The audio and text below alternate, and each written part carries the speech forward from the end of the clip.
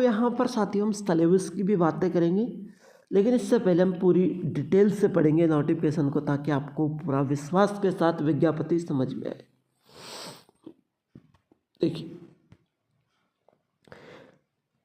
राजस्थान कर्मचारी चयन बोर्ड से नोटिफिकेशन आया भैया, है ना। चतुर्श्रेणी कर्मचारी सीधी भर्ती 2024 के लिए नोटिफिकेशन है। और थोड़ा जूम कर देता हूँ। यहाँ पर लिख रखा है, प्रशासनिक सुधार एवं विभाग के माध्यम से राज्य सरकार के विभिन्न विभागों में अधीनस्थ कार्यालय के लिए राजस्थान चतुर्श्रेणी सेवा की अन्य शर्तें नियम 1999 एवं संशोधन राजस्थान अनुसूचित क्षेत्रों के लिए श्रेणी सेवा भर्ती की अन्य शर्तें 2014 चतुर्श्रेणी में कुल 52,453 पदों पर भर्ती हुई। अनुसूचित क्षेत्र के 46,941 है और सूचित क्षेत्र के 5,552 है। अनुसूचित क्षेत्र के कितने हैं? 46,941 और सूचित क्षेत्र के 5,522, है ना। तो एप्लीकेशन फॉर्म आमंत्रित किए गए हैं। अब देख लीजिए, हम बातें करेंगे प्रशासनिक विभाग के माध्यम से राज्य सरकार में अधीनस्थ कार्यालय पर चतुर्श्रेणी कर्मचारी की जो भर्ती वैकेंसीज निकली है ना। यहाँ पर साथियों इस चतुर्श्रेणी वैकेंसी में गैर अनुसूचित क्षेत्र के 46,941 पद, अनुसूचित क्षेत्र के 5,522, कुल पद है 52,453। यहाँ पर बात करूँ मैं ऑनलाइन फॉर्म की, समस्त वंचित सूचना अवश्य अंकित करें। ऑनलाइन आवेदन से पूर्व बोर्ड की वेबसाइट पर जाकर उपलब्धि विज्ञापति को ध्यानपूर्वक पढ़ लें। यही तो बात है, विज्ञापति को पहले पूरी पढ़ना है आपको। इसको ध्यान देने की सूचना गलत भरने पर किसी भी स्तर पर निरस्त की जाएगी। ऐसी कानूनी कार्रवाई अमल में लाई जाएगी, जिसे जिम्मेदार स्वयं आवेदक की होगी। गलत असत्यता सूचना पर अपूर्ण आवेदक में सुधार के क्रम में बोर्ड द्वारा कोई पत्र व्यवहार स्वीकार नहीं किया जाएगा।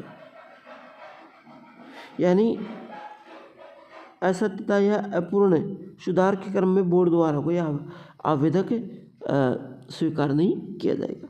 तो देखिए, ऑनलाइन जो आवेदन की प्रक्रिया है वो ऑनलाइन एप्लीकेशन फॉर्म माध्यम से प्राप्त किए जाएंगे। राज्य अधिकृत मित्र केसक के जाकर आप वहाँ से रूप से कर लेवे और तुरंत लाभार्थी ऑनलाइन आवेदन करें। ऑनलाइन आवेदन करने की प्रक्रिया नियमानुसार होगी।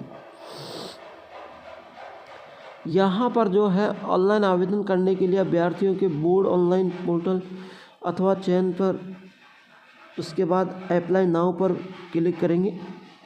OTR जनरेट होकर वहाँ से आपको हो जाएगा।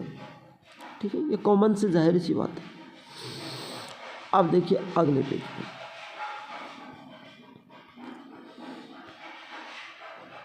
देखिए यहाँ पर जो लिख रखा है, एक बार यहाँ पर जो पढ़ते हैं, आवेदक को आवेदन पत्र में नवीनतम फोटो 1 माह से अधिक, यानी 1 माह से अधिक पुरानी ना हो, अपलोड की जानी आवश्यक है। 1 महीने से ज़्यादा पुरानी फ़ोटो नहीं होनी चाहिए। आवेदक को ऑनलाइन आवेदन पत्र में दृश्य चिन्ह भरना अनिवार्य है। भर्ती के लिए आवेदक प्रक्रिया के दौरान उम्मीदवार को स्वयं की पहचान को आवेदक पत्र में सत्यापित करना होगा, जिस हेतु उसके पास निम्नलिखित सत्यापन विधियों में से निम्नलिखित एक विधि का चयन करने का विकल्प उपलब्ध होगा, जैसे आधार कार्ड आधारित सत्यापन। आधार कार्ड आधारित सत्यापन, यदि अभ्यर्थी अपने आधार कार्ड का उपयोग करके OTR one time register generate करता है और किसी और से माध्यम से सत्यापन करवाना आवश्यक नहीं होगा। ठीक है, अब यहाँ पर जो मैं बात करूँ नीचे, जैसे मूल प्रमाण पत्र, अभ्यर्थी अपने मूल प्रमाण पत्र का क्रमांक दर्ज करेगा, उसके पश्चात फास्ट बटन पर क्लिक करेगा। डिजिटल होकर के 10वीं की मार्कशीट से जोड़ने का विकल्प है ना। तो यहाँ पर बहुत सी चीज़ें दे रखी। अब आपको नीचे की तरफ ऑनलाइन आवेदन करने के क्रमांक के रूप को प्राप्त करने होगा। आवेदक क्रमांक एप्लीकेशन आईडी अंकित प्राप्त नहीं हुआ है तो इसका अर्थ यह है कि उसका आवेदन पत्र स्वीकार नहीं हुआ है। जैसे आपका एप्लीकेशन आईडी रजिस्ट्रेशन नंबर जिसे आप बोलते हैं वो प्राप्त नहीं हुआ है तो समझ लेना आपका आवेदन नहीं हुआ है। अब हम चलते हैं मेन बातें पोस्टों पर। आपका जो दिल का फड़फड़ाहट था वो यहाँ पर है। पंजीकरण शुल्क भाई एक बार ही होगा, दोबारा कोई पंजीकरण शुल्क नहीं लिया जाएगा। देखिए जो पंजीकरण शुल्क है उसकी भी थोड़ी बातें कर लेते हैं, फिर पोस्टों पर चलेंगे। भाई शुल्क भी जैसे सामान्य वर्ग और क्रीमिलेयर क्षेत्र के जो श्रेणी के जो पिछड़े होते हैं उनके 400-600 रुपये लगेंगे। राजस्थान में नॉन क्रीमिलेयर क्षेत्र के अन्य पिछड़ा वर्ग जाति वर्ग के आर्थिक रूप से कमजोर वर्ग के जाति अनुसूचित जाति के आवेदक के 400 रुपये लगेंगे। समस्त दिव्यांगज आवेदक के 400 रुपये लगेंगे।